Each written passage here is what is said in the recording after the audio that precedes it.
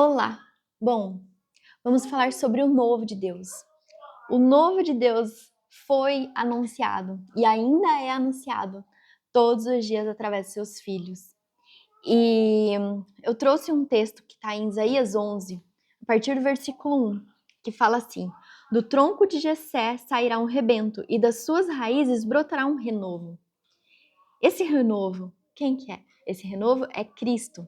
Ele que sairá do tronco de Jessé. Jessé é da descendência de Cristo, pai de Davi.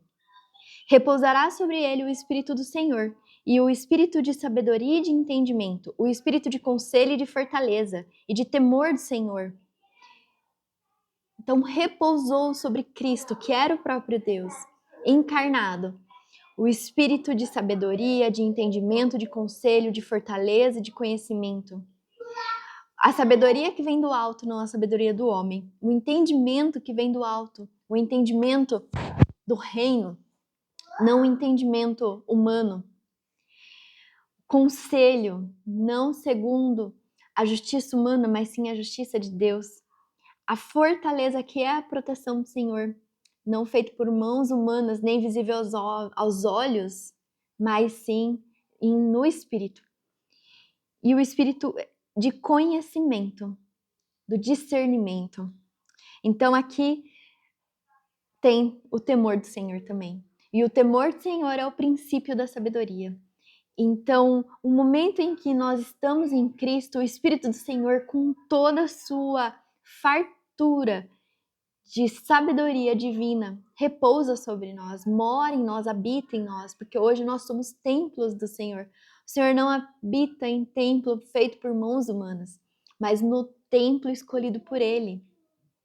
Então, não estou dizendo que na igreja não há a presença de Deus, mas eu estou falando que não é somente ali que você vai poder conhecer a Deus ou ter a presença de Deus, mas Deus ele habita dentro de cada um daquele que crê em Cristo e que quer viver segundo a sua vontade, né? E eu vou continuar a leitura aqui. Ele terá o seu prazer no temor do Senhor. Não julgará segundo a aparência, nem decidirá pelo que ouviu dizer, mas julgará com justiça os pobres e decidirá com equidade, a favor dos mansos da terra.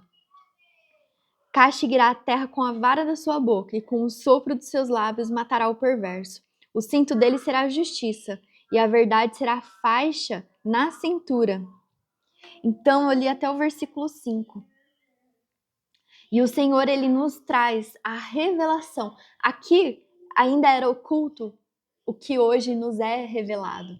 Aqui era oculto ainda, não havia a total compreensão do que seria esse renovo de Deus. Mas hoje, pela graça de Deus, nós temos acesso a aquilo que era oculto hoje nos é revelado. E a gente tem a compreensão de que esse é Cristo, que traz tudo isso junto dele, que é a própria vida. Ele é a vida. E assim, não é à toa que o primeiro milagre de Jesus foi transformar a água em vinho. Antes, a purificação, a santificação era feita através das águas, através da lavagem, na parte física, né? Mas desde o princípio, o Senhor ele pede para um coração segundo a sua vontade. Desde o Antigo Testamento da Velha Aliança, a gente vê momentos em que o Senhor fala sobre ter um coração segundo a sua vontade. Fala assim para o povo de Israel: eu te provei no deserto para provar o seu coração, para ver se o seu coração estava em mim. Então, mesmo que a lei era praticada no físico, o Senhor ele queria lá dentro. E hoje, Cristo, ele veio para cumprir a lei. Estando em Cristo, nós cumprimos a lei por completo. Por quê? Porque é impossível a gente cumprir a lei pelas nossas forças. Os antepassados não conseguiram e nós também não conseguiremos, porque não é por força humana, mas é pela justiça de Deus. E nós não somos justos o suficiente para conseguir nos justificar diante da presença de Deus e com isso ter a vida eterna. Mas Cristo ele veio para trazer esse novo, para trazer agora a vida eterna que nos foi tirado lá em Adão. E nós somos a descendência de Adão.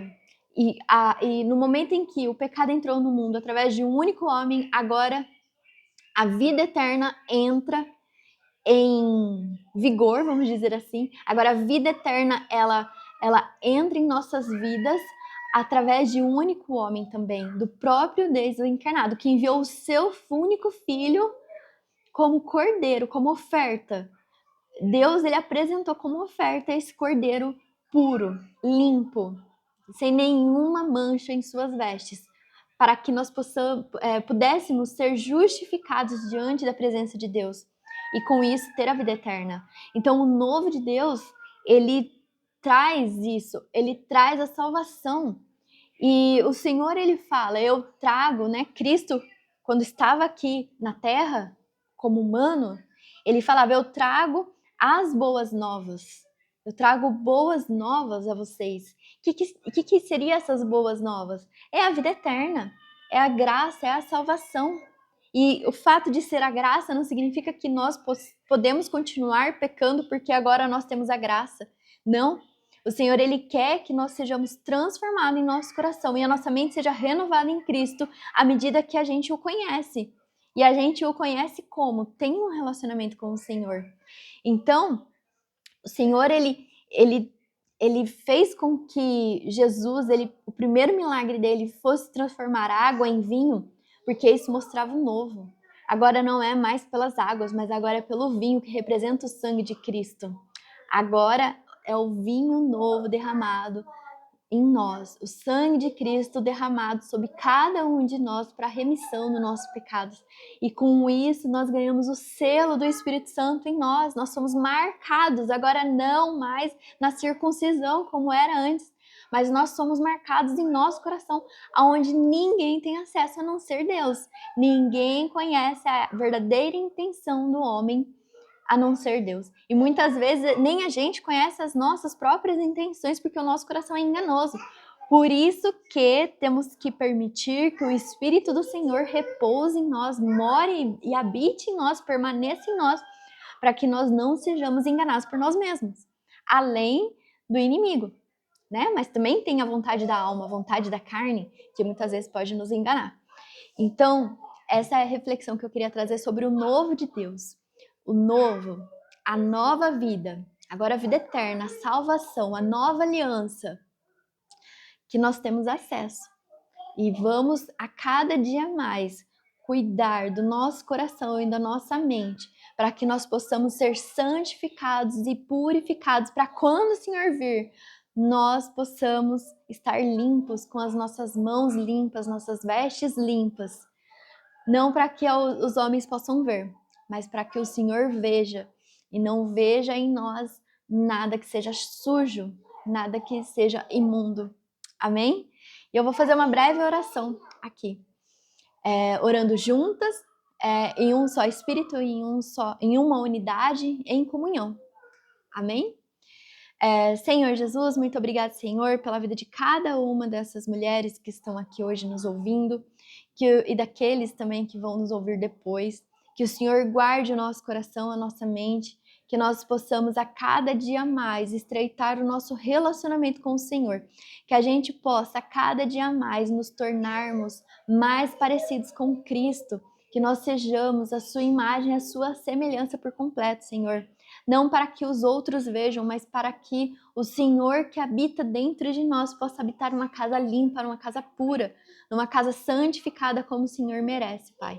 Que o Senhor nos guarde, que o Senhor nos proteja, que o Senhor traga a renovação da nossa mente, que nós possamos nos aprofundar nas Escrituras e que essa palavra, Senhor, seja semeada em nossos corações e que os nossos corações sejam um solo fértil para que as suas raízes sejam aprofundadas em nós e que nós possamos gerar fruto, o fruto verdadeiro do Espírito, e que mais e mais pessoas possam conhecer as boas novas, que o Senhor coloque em nossos pés os calçados das boas novas, para que aonde a gente pisar, aonde os nossos pés tocarem, a tua presença esteja diante de nós e que nós possamos estar com uma boca cheia da tua palavra, porque a boca fala do que o coração está cheio e que o nosso coração seja cheio da tua presença, cheio da tua paz, cheio da tua mansidão, cheio do fruto do teu Espírito, para que nós possamos semear no coração do próximo palavras de vida, palavras de bênção que traga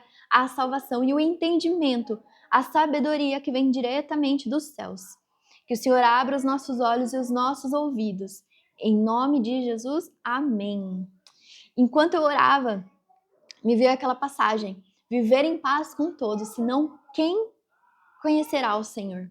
E esse é o propósito de todos aqueles que são filhos de Deus. Viver conforme aprendeu com o Pai. Jesus falava: eu faço aquilo que o meu Pai me ensinou. Eu falo o que o meu Pai me ensinou.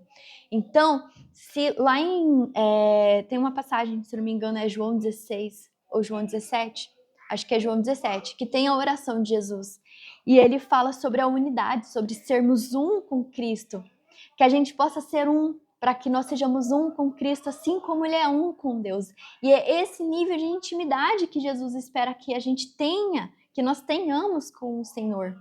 Então, para isso, é necessária a unidade da sua igreja, é necessário que nós possamos buscar viver em santidade, viver em unidade, em comunhão, através do Espírito Santo de Deus, não com divisões, mas sim com a união que vem diretamente dos céus. E o propósito de cada um é conhecer a Deus. O propósito de cada pessoa nessa terra é conhecer a Deus, para que Deus seja conhecido através de quem nós somos. Amém? Fiquem com Deus e um bom dia.